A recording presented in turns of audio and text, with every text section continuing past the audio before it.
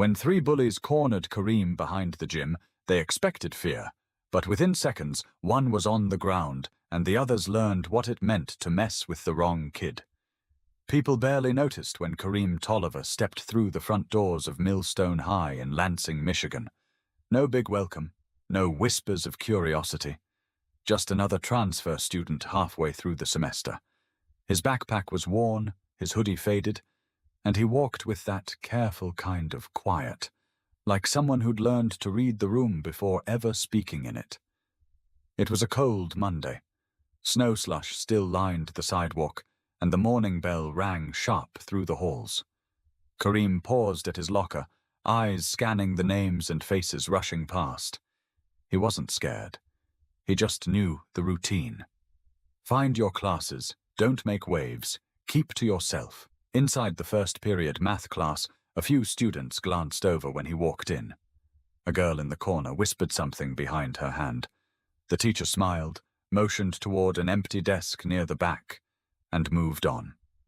No introduction, no curiosity, just silence. Kareem didn't mind. He'd learned silence wasn't always bad. In Detroit, where he came from, it often meant safety. He didn't wear flashy clothes, didn't show off on purpose. His uncle called it moving invisible, something you learned in certain neighborhoods where attention could get you jumped or worse. But Millstone High wasn't Detroit. It was polished.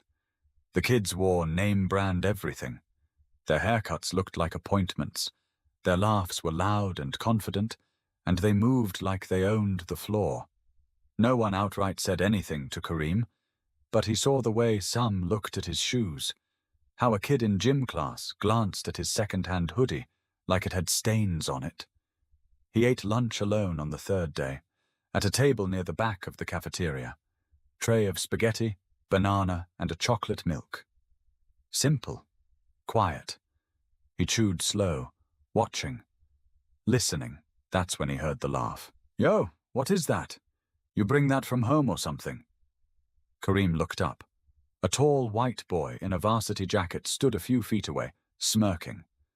That was Brock Simmons, football co-captain, star tight end, and self-declared king of the junior class.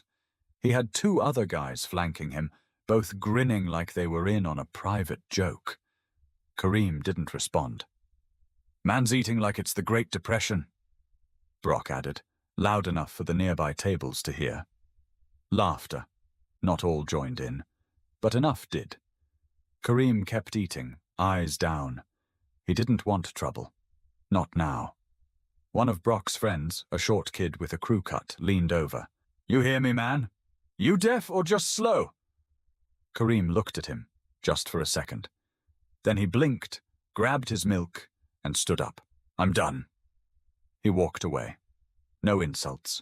No scene. Just left the tray and moved toward the hallway. It didn't stop there. Later that afternoon, someone shoved his books off the desk in science class. No one claimed it. The teacher didn't notice. Then, after school, someone wrote "charity case" in dry erase marker across his locker. It wiped off easy, but it left a mark. Kareem went home quiet that night. Took the number 112 bus to the edge of town where his uncle's gym sat behind a tire shop. Inside, the smell of sweat and leather hit his nose before the bell even chimed above the door. Uncle Reggie looked up from wrapping someone's hands. "You all right?" "Yeah," Kareem muttered. "Just school." Reggie didn't press. He nodded once, then gestured to the mats. "Let it out, that's what they're for." Kareem didn't say a word, just changed, stepped on the mat, and hit the pads like they'd said something personal. Hooks, counters, pivots.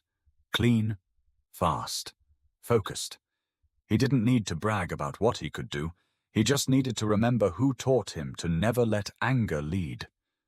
But one small act in the cafeteria sets off a chain Kareem never meant to pull. The cafeteria moment should have been nothing. A dumb joke, a quick jab, one of those things people forget by next period. But for Brock Simmons, it wasn't about the joke. It was about the reaction. Or the lack of one. Kareem hadn't looked scared. He hadn't flinched. He just left. And that made Brock itch.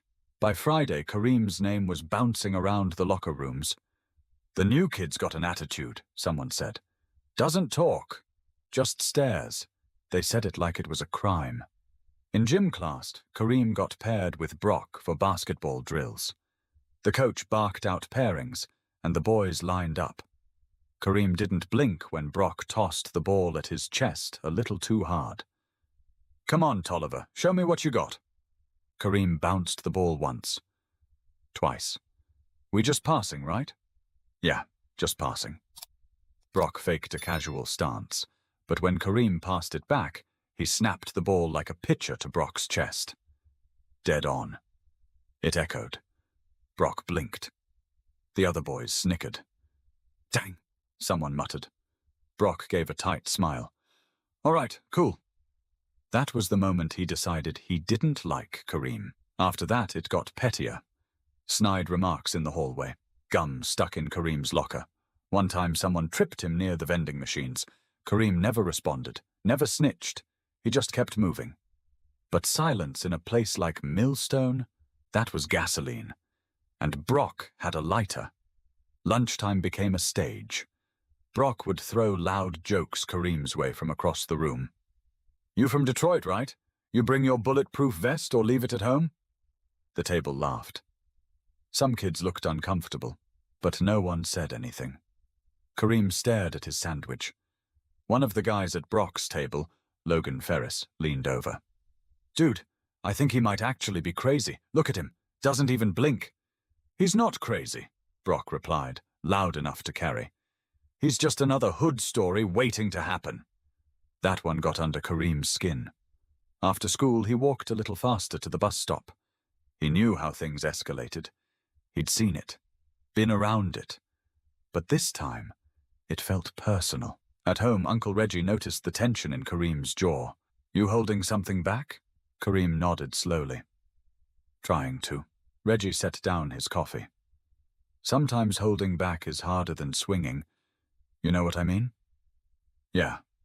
You're not there to teach anyone a lesson. You're there to graduate. To build something." "I know." Reggie looked at him for a long moment. "But if someone backs you into a corner, you don't let him walk over you either." Kareem didn't answer. He didn't have to. Back at school, the rumors shifted. A new narrative started floating. That Kareem had a record, that he'd been kicked out of his old school, that he'd fought a teacher in 8th grade. None of it was true, but no one cared. In history class, Brock leaned over from behind. "You ever seen a real fight, Tolliver?" Kareem didn't turn around. "Yeah. I mean up close, not on TV. Blood on the floor kind." Kareem finally glanced over his shoulder. "You don't want that kind." Brock smirked. "Is that a threat?" "It's a warning." That smile faded just a little. But the next day, Brock made a choice. He caught Kareem outside the gym after 6th period. Kareem had headphones in, walking toward the back parking lot where the late buses waited. Brock and 2 of his friends followed quietly. "Yo, Tolliver." Kareem turned, pulling out an earbud. "You think you're tough?" "No. You act like it. I act like I want to be left alone. You don't get to choose that." Kareem's shoulders tensed. "You done?" Brock took 1 step closer. "Not yet." The bell rang behind them, and the hallway spilled out with noise, but this moment stayed frozen. But Brock doesn't know he's pressing on something that's been trained not to snap, but strike. The next day was a Friday. Cold wind cut across the Millstone parking lot as students rushed to their buses or rides. Kareem stayed behind, helping Mr. Patel, the custodian, with stacking some old desks near the side exit. He wasn't trying to impress anyone, he just didn't want to be in the crowd. But Brock had planned it that way. By the time Kareem came around the back of the gym, the lot had mostly cleared. Just a few cars, no teachers in sight. Brock stood near the dumpsters with Logan and Ty. All 3 had that fake casual posture, hands in pockets like they were just hanging out, waiting. Kareem spotted them and kept walking. His backpack hung over one shoulder. His pace didn't change. "Hey," Brock called. Kareem stopped about 10 feet away. "What? You think you're smart or something? Just ignoring me every time I speak?" "I didn't come here for you." Brock took a step closer. "You didn't come here at all? You got dropped here." Kareem narrowed his eyes. "What do you want?" Logan circled to the side. Slow. Ty leaned back, chewing gum like he wasn't in the middle of something wrong. "I want to know what makes you so special," Brock said. "You act like you're better than everyone, sitting by yourself, staring at people. I'm just minding my business." "No, you're disrespecting mine." Kareem looked at him square. "You got something to prove. Prove it." That's when Logan made his move, rushed in with a quick shove to Kareem's chest. It wasn't clean, it wasn't practiced, just aggression. Kareem didn't budge. He didn't swing. "Back up," he said, voice low. Brock laughed. "Go on, Logan." Logan moved again. This time with a wild punch aimed at Kareem's shoulder. It didn't connect, because Kareem had already stepped inside his range. One twist, one sweep. Logan hit the pavement with a smack that echoed. "What the—" Ty started, but he didn't finish the sentence. Kareem turned, eyes on Brock. "Don't." But Brock couldn't stop now. He lunged, aiming high, thinking his size would carry the hit. But size didn't matter here. Kareem slipped under the punch, pivoted, and dropped his elbow into Brock's ribs with just enough pressure to send him staggering. Ty backed off. "Yo, chill, man!" It lasted maybe 12 seconds. Brock was on the ground, one knee down, breathing hard. Logan sat against the dumpster, eyes wide. Ty had his hands up like he'd just watched a stranger flip a car. Kareem didn't gloat. He didn't taunt. He just stood there. That's when Mr. Langford, the assistant principal, rounded the corner. "What's going on here?" Brock scrambled to his feet. "He jumped us." Kareem looked at him. "You serious?" "I didn't do nothing, man." "He's crazy." Mr. Langford glanced at Kareem, then at the others. He didn't see blood. No black eyes. Just tension.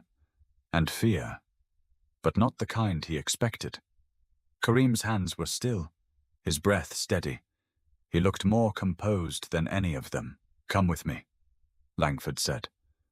They walked to the office in silence. No one said a word. In the waiting room, Kareem sat across from Brock. Logan had already called his dad. Ty said nothing at all. Brock kept muttering under his breath. "He's dead. He's done." Kareem didn't even look his way. Inside the principal's office, Mr. Langford stared at Kareem long and hard. "Want to tell me what happened?" Kareem did. Calm, straightforward, no lies, no sugarcoating. Langford listened, then he leaned back and said, "You're lucky no one's bleeding." Kareem didn't respond. "You know we have a zero-tolerance policy, right?" "I didn't start it." Langford sighed. "Doesn't matter who starts it. What matters is who finishes it." Kareem stared at the desk. "Then maybe you should talk to the ones who never tried to stop it." Langford blinked. For a moment, just a breath, he didn't know what to say. But when the dust settles and a teacher shows up, Kareem's not walking away a hero. By Monday, everyone at Millstone High knew. The fight had exploded into whispers and sideways glances. Kareem couldn't walk down a hallway without someone stepping aside. Not out of respect, out of wariness. He wasn't the quiet new kid anymore. He was something else now. Something to watch. In first period, the guy who used to sit behind him moved to a different seat. During lunch, no one said anything when Kareem walked in. No jokes, no comments, just silence. But that silence felt louder than anything. He took his usual seat in the back, set down his tray, and ate alone, same as before. But now it was different. Now they weren't ignoring him. They were avoiding him. Across the room, Brock sat at a crowded table, retelling the story like he was the victim. "Dude's psycho," Brock said. "Came at us like it was a movie scene. Kicked Logan's legs out like he's Bruce Lee or something. Nobody does that unless they've been in real fights." Ty kept quiet. Logan didn't show up that day. One girl at the table raised an eyebrow. But you guys surrounded him, right? Brock snapped back. Nah, we were just talking. He flipped out. She didn't believe him, but she didn't push it. In gym class, Kareem didn't get paired with anyone.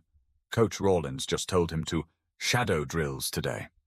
No reason, no warning, just instructions. Kareem didn't argue. After school, he didn't go to the gym. He took the long route home instead, walking past the corner store, then cutting through an alley he hadn't used since he moved. He needed time, space, a place to think. At home, Uncle Reggie sat watching a replay of some old UFC fight. Kareem dropped his bag by the door and slumped onto the couch. Rough day, Reggie asked. People act different now. You thought they'd be grateful. No, I just didn't think they'd look at me like I'm dangerous. Reggie turned off the TV. Listen, when you defend yourself and win, people see strength. And strength scares the weak, especially the loud ones. Kareem stared at the floor. I didn't even go hard. I held back. I know you did. But they don't care. Because you exposed something in that boy, and he ain't ready to live with it. What do I do now? You keep your head. You remember why you're there. Kareem didn't answer.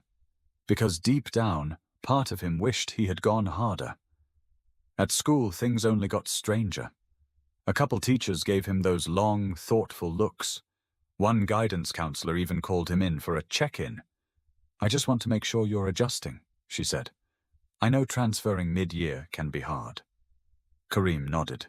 She smiled too tightly. Do you ever feel angry? He stared at her. Why? No reason, just checking. He got up and walked out before she could finish her next sentence. That night, a post showed up on social media, a blurry photo of the fight behind the gym. The caption said, "He thinks he's in a movie. Scared yet?" It was posted from Brock's burner account. The comments were mixed. Yo, he dropped Logan like a sack of bricks. Don't mess with that dude. Nah, something's wrong with him. Why was he even here if he's gonna act like that? Kareem read through every word, not once, not twice, but enough to feel something tighten in his chest. He wasn't ashamed of what he did, but now the story was no longer his. The next morning, he walked into school and saw 2 security officers standing by the main entrance. They weren't always there. In homeroom, the principal's voice crackled over the loudspeaker. All students involved in last week's altercation are currently under review. A formal hearing will be held this Thursday. Kareem didn't react. He just stared straight ahead. A hearing. Now they were making it official. But the storm isn't over. Not until Brock tries to rewrite the story. Brock Simmons wasn't used to losing. Not on the field, not in class, and definitely not in front of a crowd. That fight behind the gym bruised more than his ribs. It bruised his image. And for a guy like Brock, that was worse than any hit. So he did what people like him always do when they lose control. He lied. It started with whispers to teachers, casual comments about feeling unsafe around Kareem. Then came the rumors. Kareem had been kicked out of 2 schools before Millstone. He'd once broken someone's nose in middle school. He carried a knife in his backpack. None of it true. None of it challenged. The video Brock posted kept getting shared. It was grainy and short, cut just before Logan swung first. But in those clipped seconds, Kareem looked like the aggressor. Calm, calculated, dangerous. Brock added captions. Watch how he moves. That's not normal. He added hashtags. True Millstone threat mapper shouldn't be here. The comments took a darker turn. He's not like us. Bet he learned that in juvie. Expel him before something worse happens. Kareem saw it all. He didn't reply. He didn't post a defense. But silence has a cost too. That Tuesday, his mom got a call from the school. By Wednesday, a formal hearing was scheduled with the district office. Kareem would need to appear, with a parent or guardian. Reggie took the day off work. Inside the conference room, the walls were plain. A big rectangular table sat in the center. On one side, the principal, Mr. Langford, a school board member, and the head of student discipline. On the other, Kareem, Reggie, and a folder full of statements Reggie had made, Kareem write down in case things went south. Brock wasn't there. He didn't need to be. His story was already floating in the room. Langford cleared his throat. We've had several concerns raised by students, faculty, and parents. It's our responsibility to determine whether Kareem Tolliver poses an ongoing safety threat to the student body. Reggie leaned forward. My nephew's not a threat. He's trained in self-defense. He didn't go looking for a fight. He tried to walk away. He gave them a warning. The board member glanced over his glasses. Is it true he has combat training? Reggie didn't flinch. Yes, but training don't mean violence. It means control. It means knowing how to not hurt someone. One of the assistant principals spoke up. There's a video circulating. We don't see what starts the altercation, but... Of course you don't. Reggie interrupted. Because it's edited. They went quiet. Kareem finally spoke. They came after me. I didn't swing first. I didn't even want to be there. And yet, the board member said, tapping the folder in front of him, we have reports of you being involved in an act of physical aggression. So what should I have done? Kareem asked, calm but firm. Let them beat me? Silence again. Reggie sat back. This ain't just about a fight. It's about what you think my nephew is. You saw a big, quiet black boy who defended himself and assumed he must be the problem. Langford looked uneasy. The board member scribbled something on his notepad. The decision was delayed. They needed more time. Outside, Reggie exhaled slow. You did good. Doesn't feel like it. They heard you. Might not admit it, but they did. That night, Kareem didn't eat much. He sat on the back steps, looking up at the sky. Everything felt upside down. He did the right thing.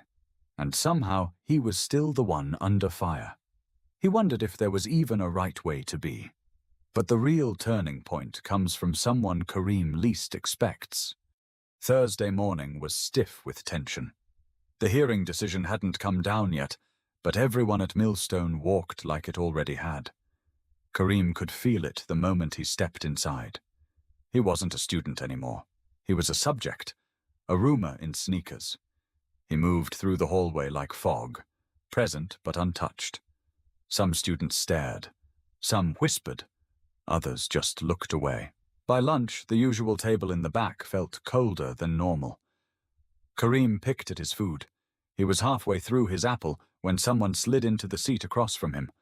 A white girl with short auburn hair and big glasses. Quiet. Kareem recognized her from a couple classes. Always had a sketch pad. Always kept to herself. Her name was Delaney Foster. She didn't say hello. She leaned in and whispered, I saw everything. Kareem blinked. What? Behind the gym, I was there. I didn't mean to be. I was sketching the dumpsters for a project. I stayed quiet because I didn't want to get dragged into it, but this hearing's not right. Kareem stared. Why are you telling me this now? Because if they expel you over Brock's lie, I'm just as guilty for not speaking up. Kareem paused, unsure if he should even believe her. You're not just messing with me. No, she said, eyes firm. I already told the assistant principal. I'll be at the follow-up hearing. That night, when Reggie came home from work, Kareem told him everything. She's going to testify? Yeah. You trust her? I don't know. But she sounded serious. Reggie nodded. Sometimes the right people stay quiet until the cost of silence gets too high. Friday's follow-up hearing felt different. Delaney sat at the far end of the table, hands in her lap, voice shaking slightly. But her words were clear. They cornered him. 3-on-1. Logan threw the first punch. Kareem just defended himself. He told them to back off more than once. I saw it all. The room shifted. Even Langford stopped scribbling his notes. And you didn't say anything until now? The board member asked. Delaney shook her head. I was scared. But that's not a good excuse. Her voice cracked just slightly at the end. They dismissed the room after 15 more minutes of discussion. Kareem and Reggie stepped out into the parking lot together, the winter wind sharp against their jackets. "She didn't have to do that," Kareem said. "No," Reggie replied, "but she did." The official decision came by email the next morning. Kareem Tolliver is not subject to disciplinary action. The school acknowledges evidence showing he acted in self-defense. Reggie printed it and stuck it on the fridge. But even with the hearing closed, Kareem knew things weren't just fixed. At school the following week, things were quieter. No snide remarks, no shoves. Brock didn't speak to him. He didn't even look his way. Logan returned, kept his head down. Ty switched lunch tables entirely. One afternoon, as Kareem was putting his books in his locker, Delaney walked past. She didn't say anything, just raised a hand, a small wave, and kept walking. He smiled, just a little. Not everything needed words, but the air had changed, not just around Kareem, but around the school. He noticed 2 freshmen standing up for a kid getting mocked outside the gym. He saw a teacher actually step in when a student made a slick comment in class. Little shifts, nothing huge, but they were there. But even after justice, Kareem is left with something heavier than bruises.